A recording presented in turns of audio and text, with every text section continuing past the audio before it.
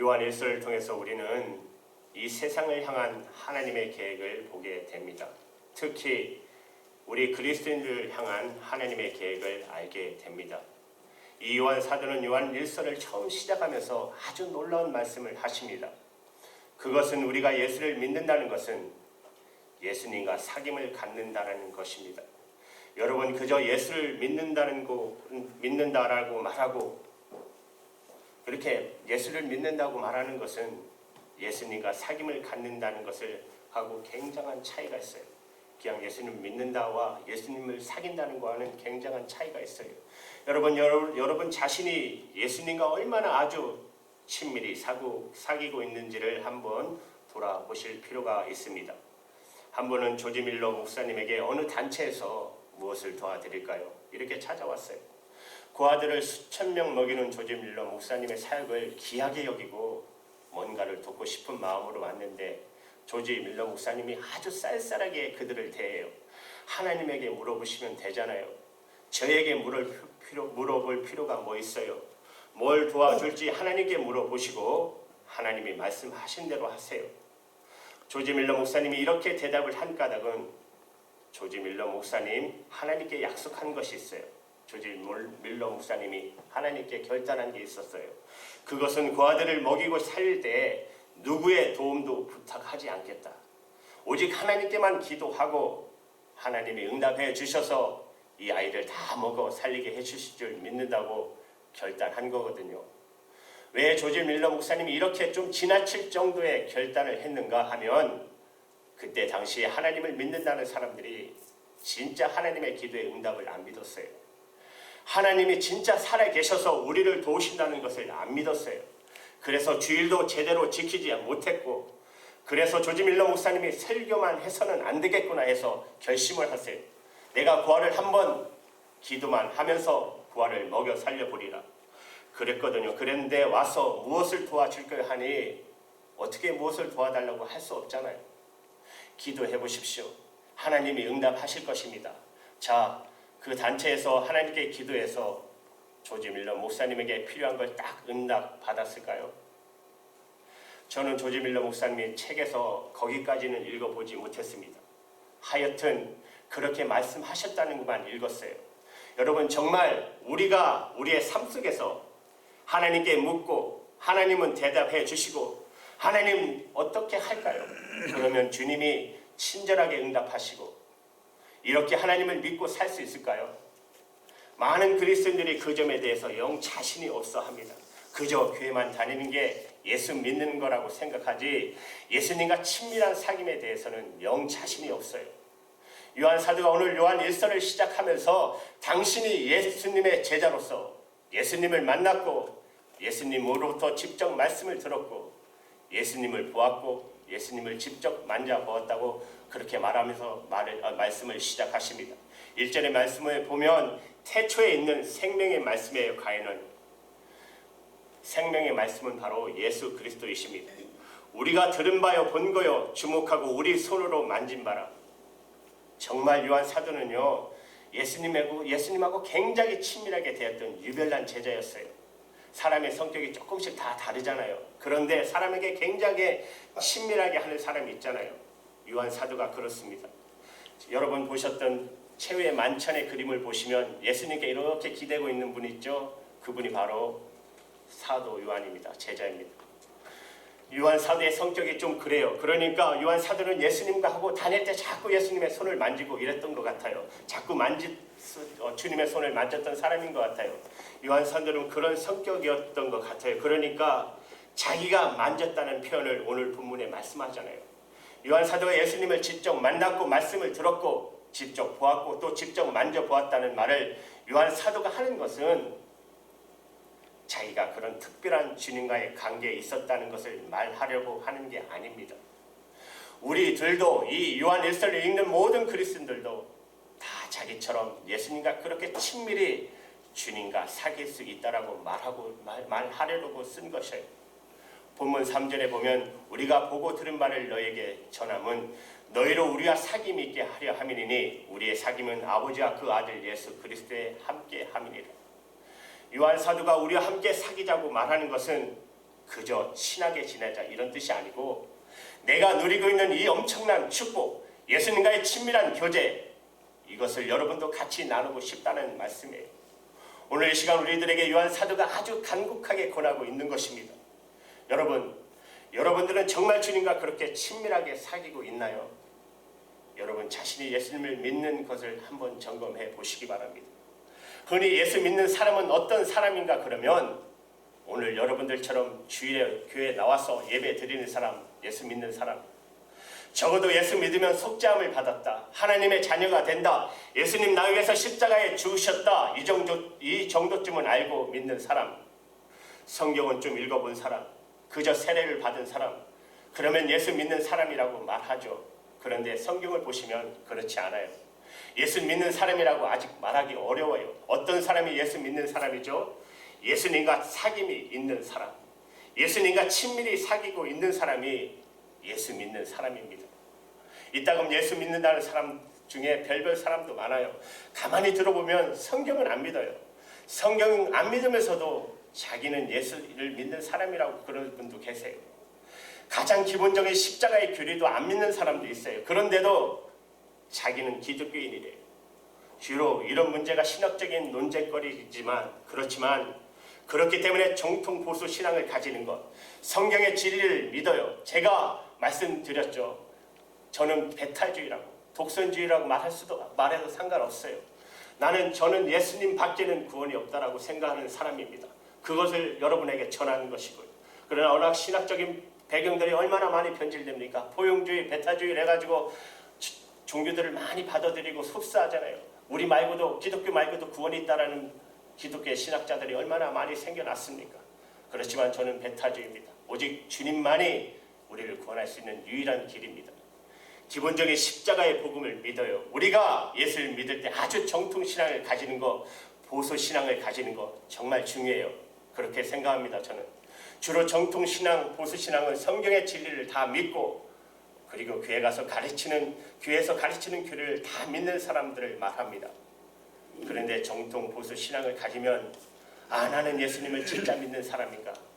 아직도 그렇다고 단정하기 어렵다는 것입니다. 정통 보수 신앙을 가졌는데도 사람을 용서하지 못하고 약한 사람, 사랑하지 못하는 사람이 있어요. 분명히 예수님 때문에 구원 받았는데 성경은 다 믿는데 그런데도 용서 못하고 싸우고 자기 기분에 안 맞으면 위아래도 없어요. 그냥 막대하고 약한 사람에게 사랑하지 못하고 용서하지 못하고 어떻게 이럴 수가 있어요? 예수 믿는다면서 사귐이 없는 것이에요. 정통 보수 신앙은 다 지식일 뿐이에요. 지식으로 믿는 신앙은 아무런 힘이 없어요. 여러분이 진짜 올바른 신앙, 정말 예수 믿는 사람이라면 원수도 사랑하고 여러분을 핍박하는 자를 위해서 기도할 수 있는 사람, 진짜 예수 믿는 사람입니다. 진짜 예수 믿는 사람은요, 뭘 많이 아는 것이 아니에요. 또 무슨 직분이 있는 사람이 아니고 예수님과 정말 사귐이 있는 사람, 예수님과 정말 사귐이 있는 사람, 예수님이 내 안에 거하고 예수님이 그 사람에게 권하고 예수님은 포도나무고 그 사람은 가지고 예수님과 온전히 하나가 된 사람, 그 사람이 예수 믿는 사람입니다. 여러분 요한계시록 2장에 보면 에베소 교회가 나옵니다. 이 에베소 교회는 정통 보수를 철저히 지켰던 교회입니다. 요즘에 정통 보수 신앙을 굉장히 자랑스럽게 생각하는 교회나 또한 교단이 있어요. 저도 알고 있어요. 에베소 교회가 대표적인 교회예요. 어떤 점에서요? 이단과 싸워서 기독교 교리를 지켜낸 교회입니다. 여러분 요한계시록에 보면 그래서 예수님이 칭찬하셨어요. 그 점에 대해서. 그런데 에베소 교회에 무서운 주님이 경고를 하십니다. 예수님의 십자가 촛대를 교회에서 옮겨버리겠다고 하셔요. 무슨 잘못 때문에 그렇죠? 처음 사랑을 잃어버렸다는 것이에요. 사랑이 없는 것이에요. 교리적으로는 예수님이 칭찬하셨어요. 지식적으로는 완벽했어요. 그런데 사랑이 없어요. 이런 성도들과 교회가 지금 얼마나 많이 있습니까? 그러니 보수 정통신앙 별로 자랑할 거 아닙니다. 정말 자랑할 것이 있다면 사랑이 있느냐 하는 것입니다. 사랑이 있느냐. 그런데 이 사랑은 어디서부터 나오는 거냐면 예수님과 실적인 친교, 교제, 사귐에서부터 나오는 것입니다. 예수님으로 인해서 흘러나오는 것이에요. 요한복음 17장 3절에 보면 영생은 곧 유일하신 참 하나님과 그 보내신 자 예수 그리스도를 아는 것이라고 그랬어요.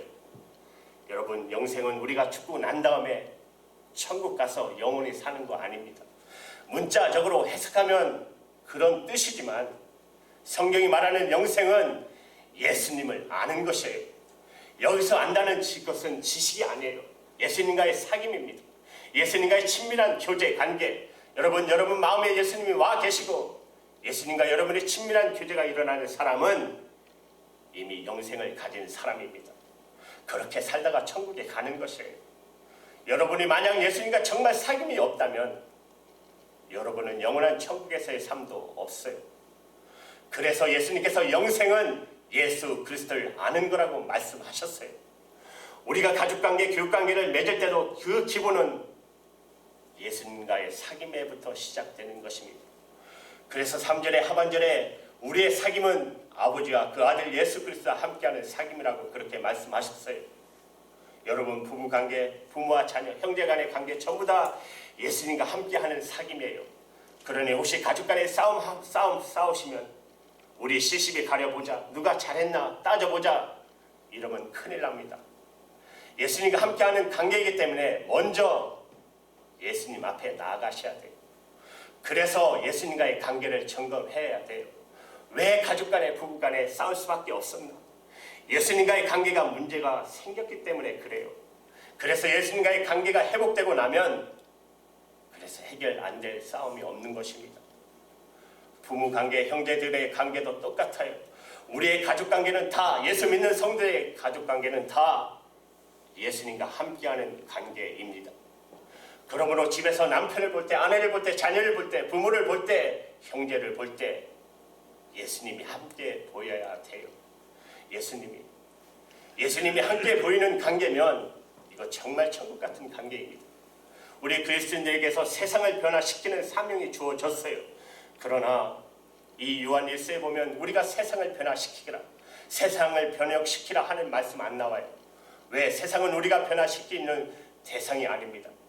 아무리 세상이 악하고 험하고 그게 우리 눈에 다 보여도 우리 힘으로는 세상을 못 바꿉니다. 세상은 이미 악한 영이 장악하고 있는 영역입니다. 그렇다고 해서 우리를 저 수도원에 들어가라, 산속에 들어가라, 세상과 떠나 살아라 그렇게 말씀하고 있지도 않습니다. 요한 사도는 우리에게 먼저 예수님과의 사귐을 가지라는 것이에요. 먼저 세상을 변화시키기 전에 먼저 예수님과의 사귐을 바로 가지라는 것입니다. 예수님과 온전히 연합하라는 것이에요. 그러면 예수님께서 우리를 통하여 세상을 변화시키는 것입니다. 그때 비로소 우리가 세상을 변화시키는 자가 되는 것입니다. 여러분 꼭 기억하셔야 됩니다. 예수님과의 친밀한 관계예요. 여러분 꼭 믿으셔야 돼요. 예수님과 우리는 친밀한 사귐을 가질 수가 있습니다. 요한 사도가 자기가 예수님을 아는 것처럼 여러분들도 예수님과 사귐을 가질 수 있다고 말씀하시는 것을 여러분 정말 믿으셔야 합니다. 예수님이 우리에게 약속하셨어요. 요한복음 14장 18절 19절에 보면 내가 너희를 그와 같이 버려두지 아니하고 너희에게로 오리라. 조금 있으면 세상은 다시 나를 보지 못할 터이로되 너희는 나를 보리니.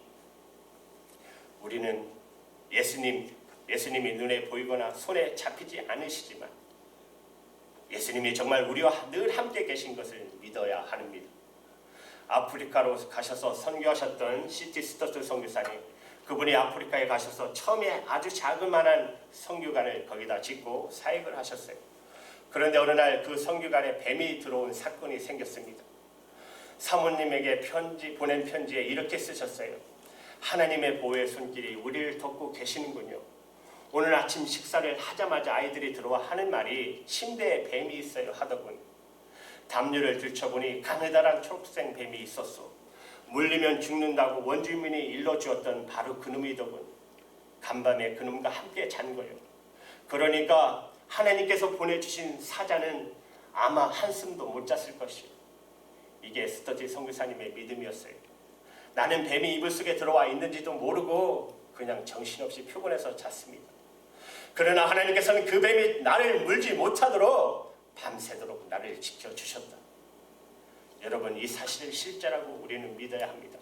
정말 주님은 멀리 하늘에 계신 분이 아니고 지금 나와 같이 계셔서 세상은 보지 못하지만 나는 그 주님을 알도록 그렇게 나를 지키시는 분이라는 것을 우리가 이렇게 예수님을 믿고 주님과 친밀한 교제를 나누려면 반드시 여러분 말씀을 보셔야 돼요.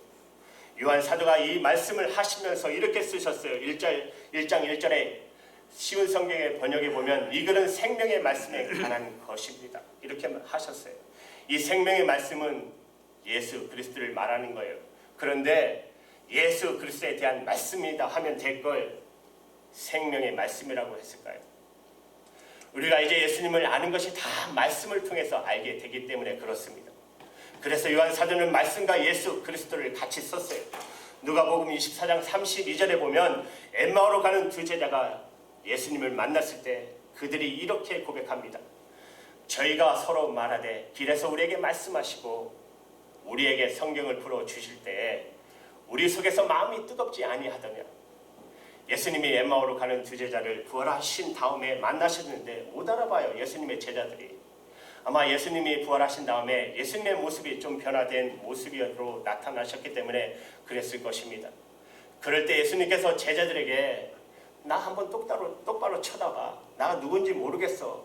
이렇게 해도 제자들이 혹시 주님이십니까? 이렇게 나올 수 있잖아요. 그렇죠? 이렇게 간단한 방법도 있어요. 그런데 우리 주님은 그 제자들에게 성경의 모세부터 예언서를 다 통해서 예수님을 대해서 말씀하신 구절을 쭉 설명해 주셨어요. 제자들이 그 말씀을 듣는 중에 가슴이 뜨거워졌다는 거예요. 가슴이. 그러고 예수님을 바라보는 눈이 뜨인 것입니다. 주님이 왜 이렇게 하셨을까요? 우리들이 지금 예수님을 만나면 똑같은 방식으로 지금 우리들이 예수님이 정말 나와 함께 계시는구나. 내 삶 속에 같이 계시는구나. 내게도 말씀하시는구나. 내게도 역사하시는구나. 말씀을 통해서 알게 된다는 것입니다. 그러므로 여러분들이 예수님과 정말 친밀히 사귀기를 원하십니까? 그러면 말씀을 여러분 깊이 보셔야 돼요. 어떤 신비한 방법에 매이지 말고 말씀을 깊이 묵상하셔야 합니다. 여러분 24시간 그 말씀을 붙잡고 말씀을 통해서 말씀하시는 주님을 바라보면 여기 있는 한 사람들이 없이 다 예수 그리스도와 친밀한 사귐을 갖게 된다는 것입니다.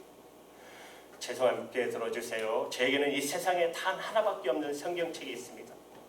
그것은 저희 아내가 하루에 4시간씩 손으로 쓴 성경책입니다. 거의 2년 동안 걸쳐서 하루도 쉬지 않고 손으로 써서 저에게 선물해 준 성경책이에요.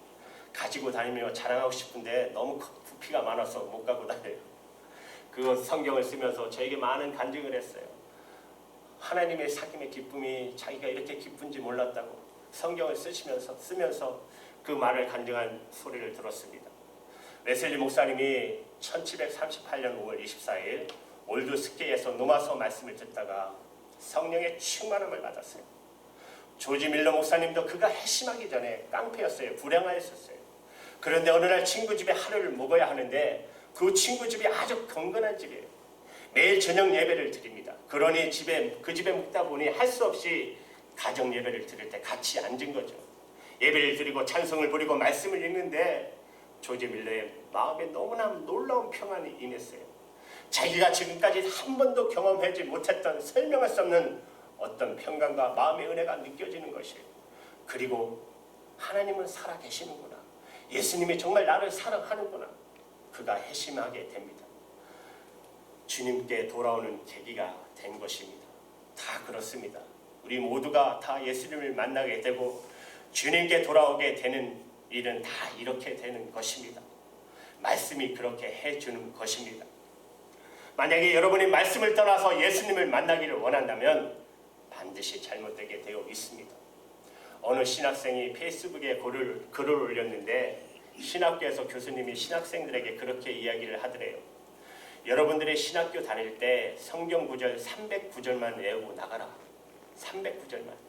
그러면 여러분들이 설교하든지 상담하든지 말씀을 나눌 때 성경 구절을 자유자재로 여러분들이 인용할 수 있을 거다.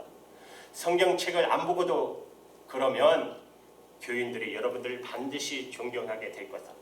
야, 우리 전도사님, 우리 목사님 정말 실력 있네. 말씀을 저렇게 많이 하시네. 그래서 여러분들이 앞으로 목회할 때 굉장한 도움이 될 거라는 거. 그런데 그 신학생이 거기다가 쓰기를 자기는 그 말씀을 듣는데 너무 거부 반응이 일어나더래요. 거부 반응이. 왜 그랬을까요? 그 교수님 나름대로 제자들이 애들에게 뜻있게 말씀하셨겠지만 성경은 교인들에게 존경받기 위해서 외우는 거 아니기 때문에 기본으로 내가 성경을 많이 안다. 내가 실력 있는 목사다. 그거 가시하려고 성경 읽는 거 아니니까. 성경은 그런 목적으로 읽는 것이 아니니까. 하나님 왜 우리에게 성경을 주셨죠? 지금도 우리가 함께 계시는 예수님, 그분을 알게 하려고 성경을 주셨어요. 여러분 중에는 아직도 예수님과 그렇게 친밀하게 사귀게 될 수 있을지, 내게도 예수님이 살아계신 예수님이 친밀한 인격적으로 나를 만나 주시는 그런 예수님으로 내가 믿을 수 있을지 아직 확신이 안 서는 분도 혹시 있을 수 있어요. 저는 여러분들에게 말씀드립니다. 여러분들이 틀림없이 예수님과 친밀한 교제를 하게 됩니다. 여러분들이 정말 그걸 원하시면 예수님을 그냥 귀에 왔다 갔다 하는 그 식으로 믿는 게 아니라 정말 예수님과 사귀 믿는 삶, 그게 성경의 약속인 줄도 여러분이 진짜 받아들이고 그렇습니다. 성경의 약속을 믿고 저도 주님과 친밀히 교제하기를 원합니다. 여러분이 정말 그렇게 원하시면 한 사람도 빠짐이 없을 것입니다. 이번에 요한 1서를 강의를 시작하면서 얼마나 제 마음에 감격스럽고 또 말씀을 전해야 되는 두려운 마음도 들었어요. 솔직히 제가 이것을 믿다니, 주님과의 친밀한 교제에 대해서 내가 정말 믿는다는 거, 이거 너무너무 놀라운 일이잖아요. 제 과거를 가만히 돌아보니까 어느 순간에 된 일은 아닙니다. 제 마음에 끊임없는 갈등과 갈망이 있었어요. 어린 시절에 예수님이 내 안에 계시다는데, 예수님은 내 안에 계시다는데 왜 나는 그 주님을 만나지 못하지? 얼마나 가슴 친 적이 있는지 모릅니다. 하나님의 말씀은 분명히 그렇게 말씀하셨는데 왜 나는 그 주님을 만나지 못하지? 믿는 척도 해봤어요. 내 안에 주님이 계신 척도 해봤어요. 솔직히 남한테 부끄러우니까. 여러분 정말 이 말씀을, 성경에 있는 이 말씀을 그냥 여러분 정말 건성으로 넘기지 마시고, 정말 그런가? 그렇다면 주님 저 만나 주세요. 이렇게 진심으로 여러분이 구하시면 여러분 안에 주님 만나지 못할 한 사람도 없습니다. 시티 스토트 선교사님 선교관에 아프리카 원주민들이 막 몰려들기 시작합니다. 스토트 선교사님이 그들에게 저에게 왜 오셨나요? 저는 여러분들에게 돈을 줄 것도 없고 여러분들에게 먹을 음식도 옷도 줄 수 없습니다. 저는 단지 여러분에게 하나님의 말씀밖에는 전할 수가 없습니다. 그때 아프리카 원주민들이 우리는 아무것도 원하지 않습니다. 우리가 원하는 것은 오직 하나님 그분입니다. 여러분도 그렇습니까? 오늘 아무것도 하나님 저 원하는 거 없어요. 돈도 아닙니다. 성공도 아닙니다. 건강도 아닙니다. 하나님 저는 예수님 주님만 원합니다. 여러분 정말 그렇게 원하시나요? 그러면 된 것입니다. D.L. 무디 목사님이 그런 이야기를 했어요. 영국 거리를 걸어 다니는 사람들은 다 가난한 사람들이라고 그랬어요. 중상류층에 다니는 사람은 마차를 타고 다녀요. 부자라고 소리 듣는 사람은 뒤에 시중을 데리고 다닙니다. 그런데 그 시중이 둘씩이나 데리고 다니는 사람은 유산을 엄청나게 물려받은 사람이라고 말했어요. 그런 뜻에서 예수 믿는 사람들은 가난한 사람이 없다라는 거예요. 왜요? 항상 시중이 둘씩이나 따라다니니까. 여러분 보십시오. 시편 23편 6절에 보시면 나의 평생의 선하심과 인자심이 정녕 나를 따르미니. 시중이 둘씩이나 여러분 따라다니죠. 누구죠? 선하심과 인자심이. 여러분 좌우를 한번 돌아보십시오. 선하심과 인자심이 따라다니시는지. 여러분들은 유산을 많이 받은 사람이에요. 하나님의 자녀니까 가능한 일이에요. 주님이에요. 우리에게 있어서 가장 큰 재산은 바로 주님이십니다. 우리와 함께 계시는 주님, 여러분이 그 사실을 정말 아는 것이 여러분 진짜 예수 믿는 것이에요. 그리고 거기서부터 이 세상의 성도의 삶에 영광이 나타나게 되는 것입니다. 이제 우리 기도하실까요? 그 마음을 가지고 우리 한번 조용히 한번 같이 기도하기 원합니다. 주일이지만 예수님과 친밀하게 교제하기 원합니다. 주님 사귐이 저에게 있기를 원합니다. 내가 그를 원합니다. 주님과 살아있는 교제를 정말 누리게 해주십시오. 우리 함께 합심하여 한 1분간만 기도합니다. 할렐루야.